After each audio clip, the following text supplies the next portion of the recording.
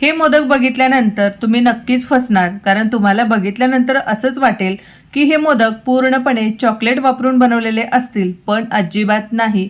तर आज आपण चॉकलेट फ्लेवरचे चॉकलेट ॲड करून छान अशी चॉकलेटची उकड बनवलेली आहे आणि त्यामध्ये खूप चविष्ट असं व्हॅनिला फ्लेवरचं सारणसुद्धा बनवलेलं आहे। वरची बाजू चॉकलेट रंग चॉकलेट फ्लेवरची आणि आतली बाजू व्हॅनिला फ्लेवरची असं कॉम्बिनेशन आज आपण बनवलेलं आहे। तर हे हटके स्टाईल कॉम्बिनेशन आपण कसं बनवलेलं आहे ते बघण्यासाठी व्हिडिओ कुठेही स्किप न करता शेवटपर्यंत नक्की बघा। आणि आज आपण मोदक सिरीजमधला चौथा भाग बघणार आहोत। चला तर मग पटकन व्हिडिओला सुरू करूया। व्हिडिओ सुरू करण्यापूर्वी तुम्ही आपल्या चॅनलला सबस्क्राइब केलं नसेल तर पटकन सबस्क्राइब करा आणि बेल आयकॉनला सुद्धा क्लिक करायला विसरू नका।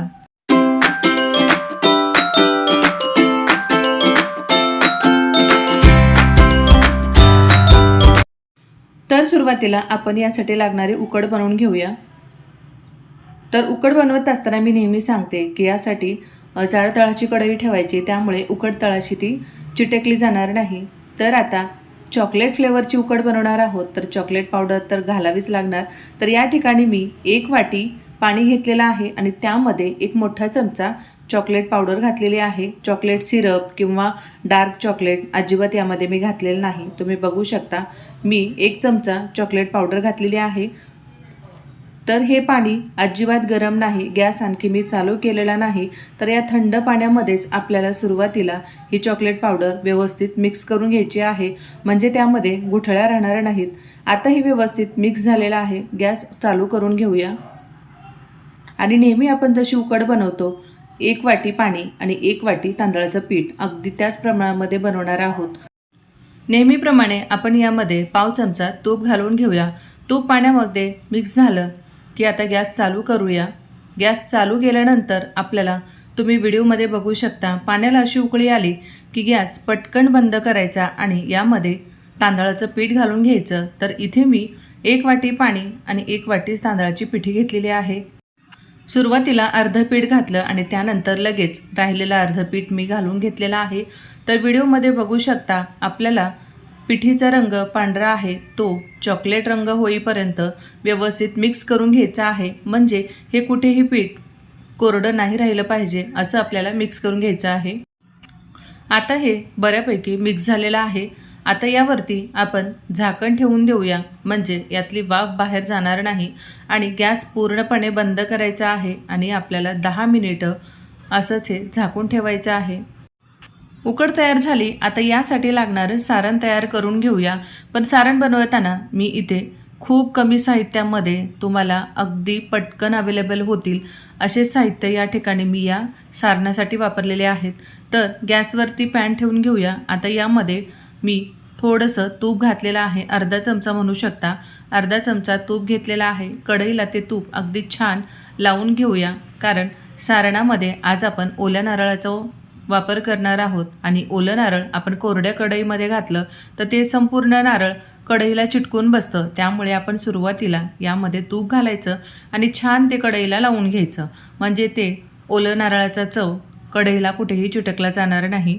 आता यामध्ये 1 मोठी वाटी ओल्या नारळाचा मी चव घेतलेला आहे। मोजून जर प्रमाण बघायचं असेल तर आपली डाळीची जी वाटी असते, आमटीची छोटी वाटी असते, त्या वाटीने 2 वाटी हा ओला नारळाचा चव आहे।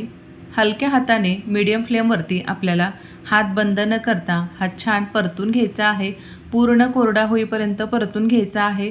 अगदी हलका रंग बदलला तरीही चालेल, पण तो कुठेही ओला नाही राहिला पाहिजे। आता यामध्ये आपण पिठी साखर घालून घेऊया। तर 3 चमचे पिठी साखर घेतलेली आहे। पोह्याच्या चमचाने 3 चमचे मी पिठी साखर घेतलेली आहे, कारण आपण यामध्ये पुढे मिल्क पावडर वापरणार आहोत। तुमच्याकडे जर मिल्क पावडर नसेल, खवा असेल, तुम्ही खवा वापरू शकता। खवा नसेल तुमच्याकडे जर पेढे विकत आणलेले असतील तर पेढेसुद्धा यामध्ये तुम्ही मॅश करून घालू शकता।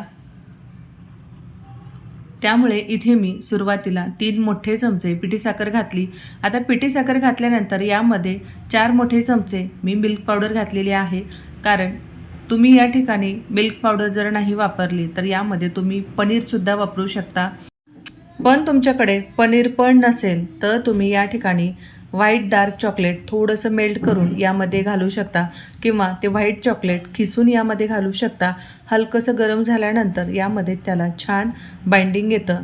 असंही तुम्ही वापरू शकता. तुमच्याकडे व्हाईट चॉकलेटसुद्धा नसेल तर तुम्ही यामध्ये सरळ तुमच्याकडे जर पेढे असतील तर ते पेढेसुद्धा मॅश करून यामध्ये घालू शकता.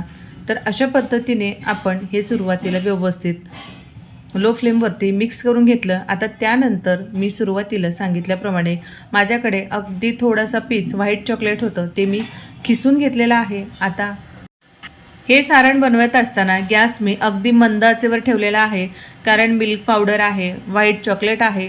गॅस जर मोठा असेल तर ते तळाशी चिटकू शकतं, त्यामुळे गॅस मंद आचेवरच ठेवायचा. आता चॉकलेट फ्लेवर आहे म्हणून यामध्ये अगदी 2 ड्रॉप मी व्हॅनिला इसेन्स घातलेला आहे. या ठिकाणी हे पूर्णपणे ऑप्शनल आहे. तुम्हाला जर घालायचं नसेल तर तुम्ही या सारणामध्ये अगदी हलकी वेलची घालू शकता, वेलची पूड घालू शकता. खूप जास्त नाही, अगदी हलकी तुम्हाला वेलची पूड घालायची आहे. आता हे व्यवस्थित मिक्स झालेलं आहे. हलका रंगसुद्धा बदललेला आहे. तुम्ही बघू शकता मी प्रेस केल्यानंतर ते एका जागी त्याचा गोळा तयार होत आहे. म्हणजे आता सारण व्यवस्थित तयार झालेलं आहे. तर हे सारण मला बनवण्यासाठी, तेही मंद आचेवर बनवण्यासाठी 3 मिनिटं लागलेली आहेत.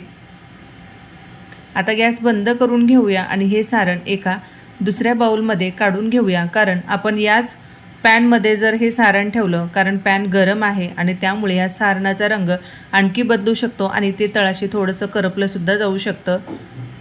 आता इथे आपली उकड अगदी परफेक्ट तयार झालेली आहे, सारण तयार झालेलं आहे.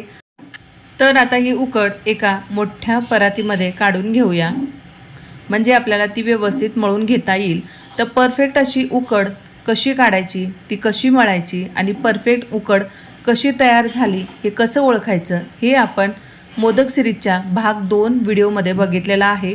तुम्ही जर तो व्हिडिओ बघितला नसेल तर त्याची लिंक मी डिस्क्रिप्शन बॉक्समध्ये देते, तुम्ही तिथे जाऊन ते चेक करू शकता. म्हणजे तुम्हाला मोदक सिरीजमधल्या सुरुवातीपासूनचे व्हिडिओ तुम्ही बघत गेला तर स्टेप बाय स्टेप तुम्हाला परफेक्ट मोदक कसे बनवायचे हे लक्षात येईल.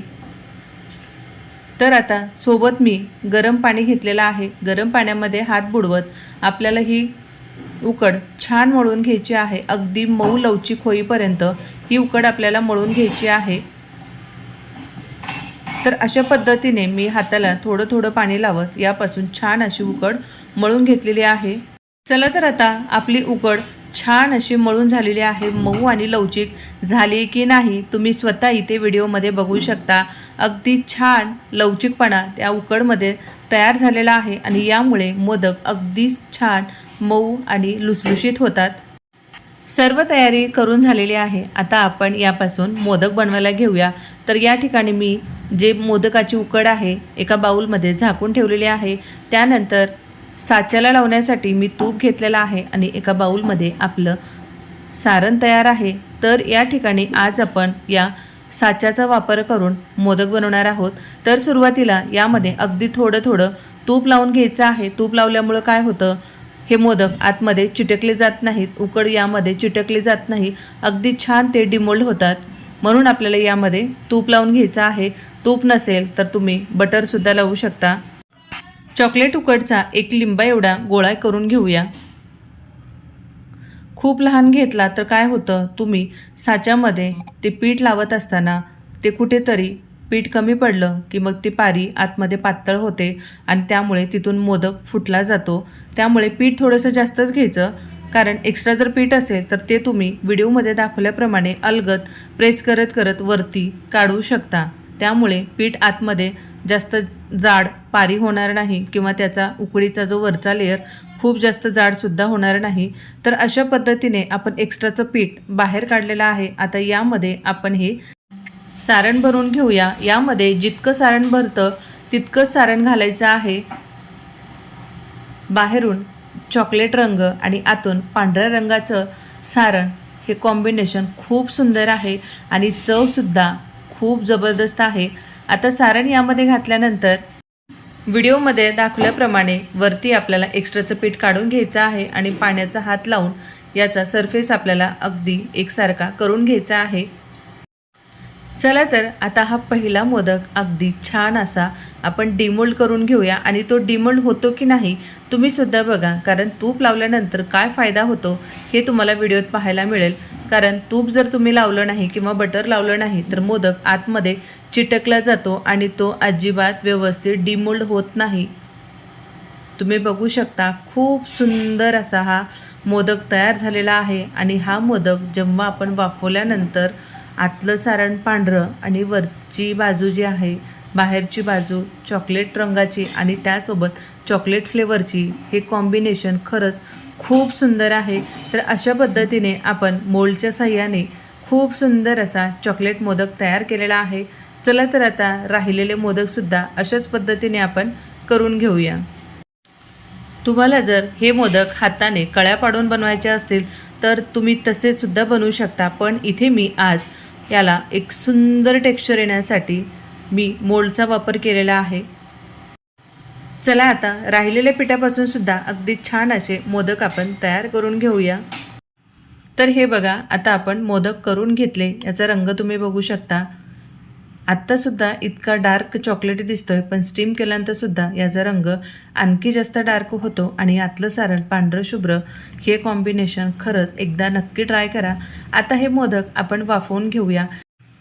गॅस ऑन करून आता गॅसवर मी स्टीमर ठेवलं. त्यातलं पाणी हलकंसं गरम होईपर्यंत तोवर आपण स्टीमरची जी जाळी असते, जी प्लेट असते, त्या प्लेटला तूप लावून घेऊया. म्हणजे हे मोदक स्टीम झाल्यानंतर त्या चाळणीमध्ये किंवा त्या स्टीमरच्या प्लेटमध्ये चिटकले जाणार नाहीत. मी हलकं यामध्ये तूप लावून घेतलेलं आहे. आता यामध्ये एक एक करून आपले मोदक ठेवून घेऊया. पण मोदक ठेवत असताना त्यावरती मी हलका पाण्याचा स्प्रे केलेला आहे. तुम्ही पाण्यामध्ये सुद्धा हे डीप करून घेऊ शकता. स्टीमरच्या प्लेटमध्ये सर्व मोदक ठेवले. पाण्याला सुद्धा छान उकळी आलेली आहे, तुम्ही व्हिडिओमध्ये बघू शकता. आता यामध्ये आपण ही स्टीमरची प्लेट ठेवून देऊया आणि यावरती झाकण ठेवून हाय फ्लेमवरती 10 मिनिटं आपल्याला हे स्टीम करून घ्यायचे आहेत, वाफवून घ्यायचे आहेत. त्यापेक्षा जास्त वेळ आपल्याला अजिबात ठेवायचं नाही. तुम्ही जर जास्त वेळ स्टीम करून घेतलं तर त्यामध्ये एक वातटपणा येतो, ते पटकन तुटले जात नाहीत, रबरासारखे ओढले जातात. त्यामुळे एका मर्यादित वेळेतच आपल्याला हे मोदक स्टीम करून घ्यायचे आहेत. हाय फ्लेमवरती 10 मिनिटं पुरेसे आहेत, त्यामुळे जास्त वेळ स्टीम करायची अजिबात गरज नाही. आता यावरती झाकण ठेवून देऊया आणि 10 मिनिटानंतर गॅस बंद करायचा आणि 10 मिनिटं हे मोदक असे स्टीमरमध्ये ठेवायचे. त्यामुळे काय होतं, मोदक मऊ आणि खूप लुसलुशीत होतात. ही प्रोसेस नक्की फॉलो करा. हे मोदक जसे मी स्टीमरमध्ये ठेवले, अगदी घरभर त्याचा एक चॉकलेट फ्लेवर अगदी घरभर दरवळत आहे. चला तर आता आपले 10 मिनिटं झाले आणि 10 मिनिटानंतर मी गॅस बंद केला आणि परत 10 मिनिटं मी स्टीमरमध्येच मोदक ठेवले होते, तरीसुद्धा आणखी यामधून वाफ निघत आहे. इतके छान आणि सुंदर मोदक तयार झालेले आहेत. मी म्हणले होते ना तुम्हाला की याचा रंग वाफ दिल्यानंतर, वाफवल्यानंतर आणखी थोडा डार्क होतं. तुम्ही बघू शकता अगदी डार्क चॉकलेटी रंग या मोदकाला आलेला आहे.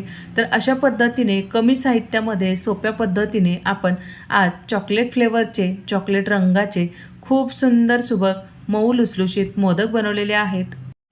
मोदक सिरीज भाग 4 चॉकलेट मोदक रेसिपी तुम्हाला कशी वाटली ते कमेंट बॉक्समध्ये कमेंट करून सांगायला विसरू नका. परत भेटूया उद्याच्या नवीन भागातल्या नवीन रेसिपीसोबत, म्हणजेच नवीन मोदक रेसिपीसोबत. धन्यवाद.